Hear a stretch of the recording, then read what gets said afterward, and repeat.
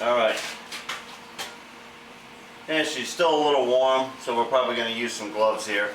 And we're going to go ahead and get this installed. I think I got all the components right here. I do know that I left some 7/16 bolts out of here. I'll have to climb out of here to bolt on the last flange, but we can get by. This gives you a good bird's eye view. The pin assembly, and then the one set screw. After all these are located exactly where they're going to be, we're going to hand drill and create a dimpled locking point with each one of our nuts in this location. But that'll probably be the final assembly type of deal there. Alright, let's go ahead.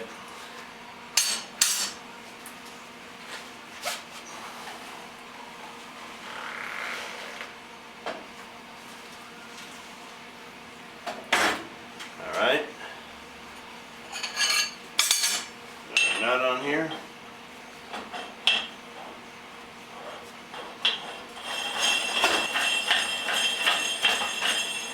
Ought to be far enough. Alright, slide on our plate. Locks in. Alright, the next nut will be a jam nut, and you know, this is just like the rest of them. We all got that set screw point on there. Alright, now we can go in here and set that bearing in there. Put our top bearing on.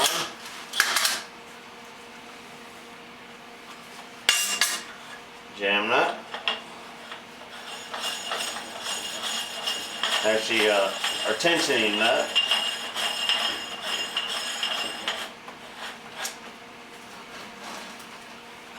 Now our jam nut.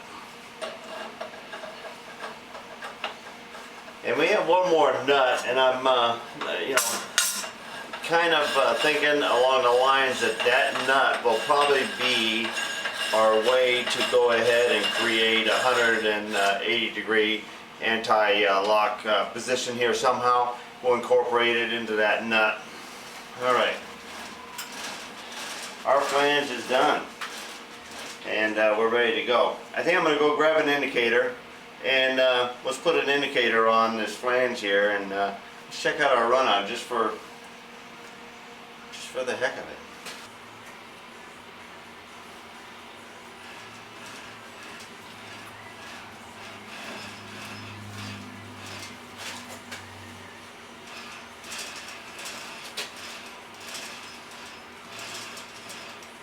Okay, we're getting about 3 thousandths right there.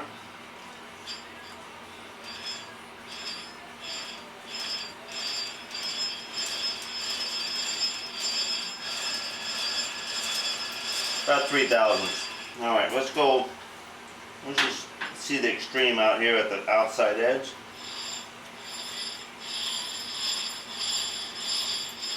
That's not too bad. You know, 5 thousandths. Okay, we were curious. That's what it is.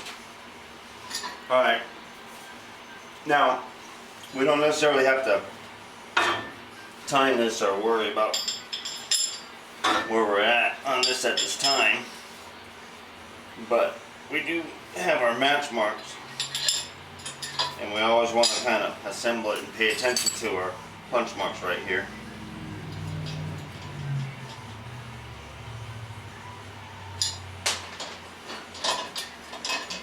Hate when that happens. Alright.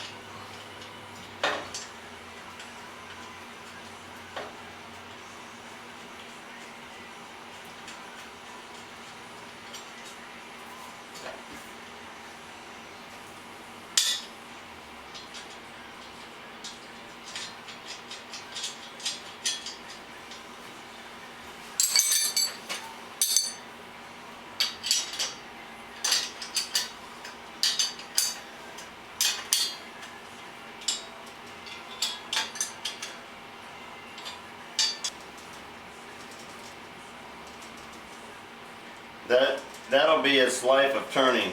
Like that, like that, like that, like that.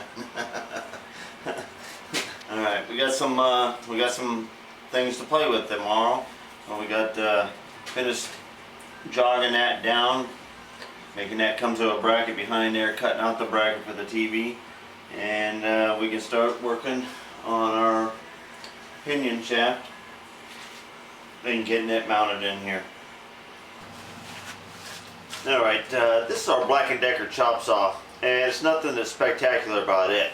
What I can say about a disc and everything else is I do run the Norton abrasive disc when it comes to cutting stainless steel and going through solid stock and holding the cutting edge here. You get a cheap blade will wear on the side or fill up with material and gall and sit there and spin, and it's not going to have the cutting capabilities.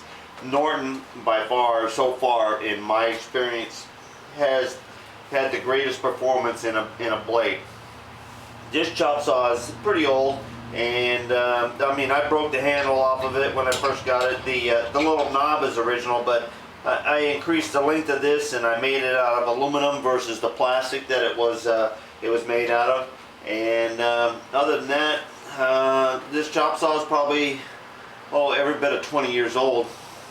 All right, I like I built a stand and I have this up on a stand most of the time, but for the most part I bring it down to the floor because the debris that a chop saw throws, you might as well put it down close to the floor. This works off actual 4x4s, 3.5 inches off the deck, so you can always grab a block and just throw it down there, and you know that you're level in the plane.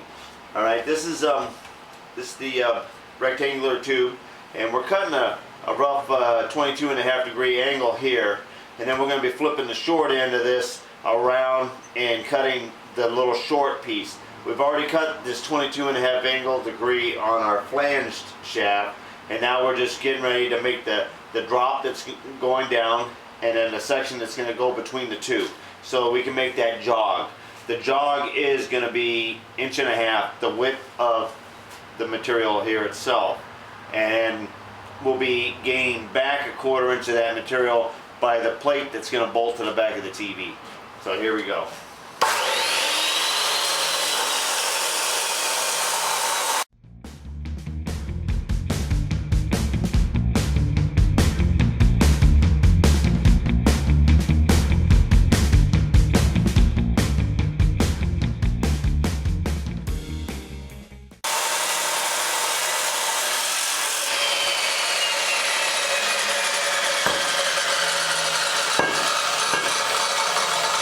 Making that cut, especially a long cut like this, and this is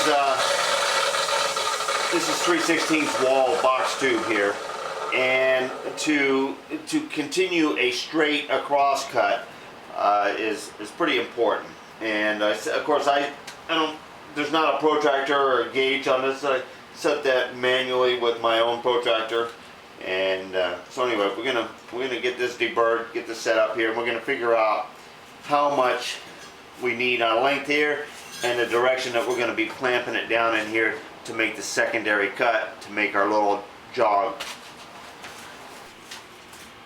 Alright, we got the cardboard cutout here. This is 2 inches narrower than the width of the screen that's going to be going in here, but it is the right height, and we drew our 4-hole pattern on the back side here where the plate bolts to the back of the TV. And we've got the carriage pushed up at the top, and we've got this setting at the edge pretty close to where we want it. So we're going for our full length here from hanging point down here where the end of the tube is, and I'm going to call that like 58 inches right there. And we're going to go ahead and finish making up the drop leg that's going to join the TV to the back here. We have preliminary dimensions from the face to the backing plate, and we've kind of figured out our centering in the center of the travel up and down in here. And now we're just kind of putting 2 and 2 together for our drop pipe here. So we're going to go put that stem together now.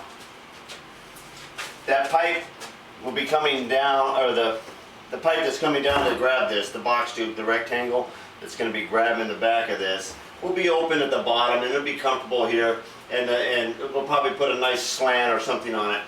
But the cables will be able to go to the back portions of the TV needed to hook up the wiring.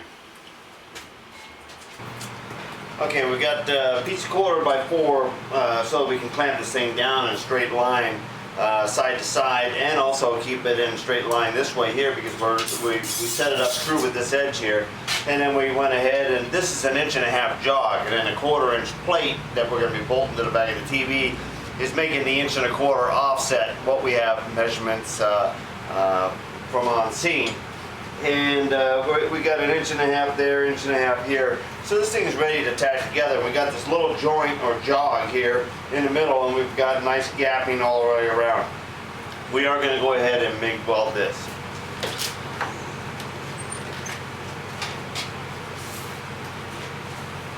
Okay, now don't get all worried. I am still just in my tank top, but I am just tacking this. I'm not getting into the welding.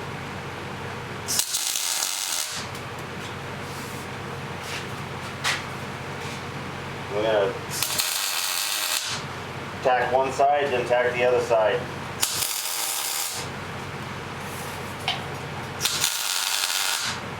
We want to keep it right in line.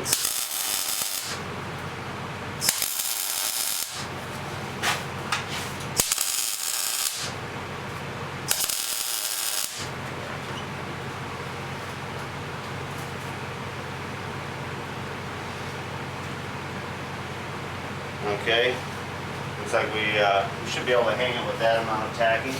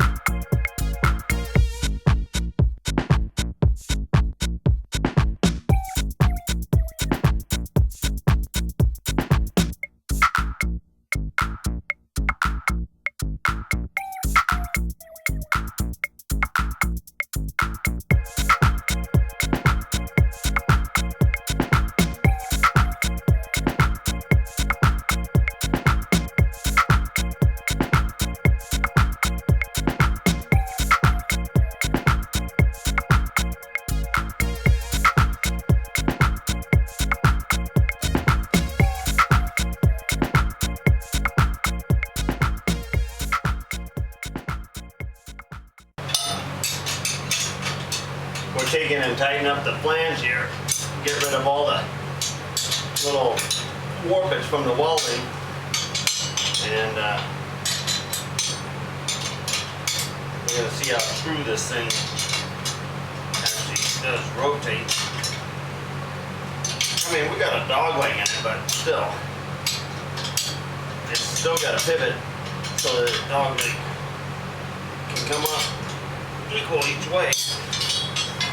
And we probably should get a tape measure. Sure as shit did. Alright. Alright, now that's good as far as that height there. You grabbing the bottom of our TV, you see our TV goes on down here. We knew it was going to come short of that plate right there. This plate's going to have a couple rosettes, so we can weld that to the back side of here. Alright. Now I need to get my tape measure because we want to measure from here to here, and then here to here. Okay, under here, I've got 1 7/8, and that's with the weight laying down. All right, now if we pick this up, like if we were doing that, and I got like 2 inches, within 1/8 of an inch, we're good there. All right, we can start cutting out our plate now, and I can go ahead and put some spacers in here. And we're going to fully weld this with it jigged up right in here. That'll hold, that'll stress relieve this joint here right where it needs to be.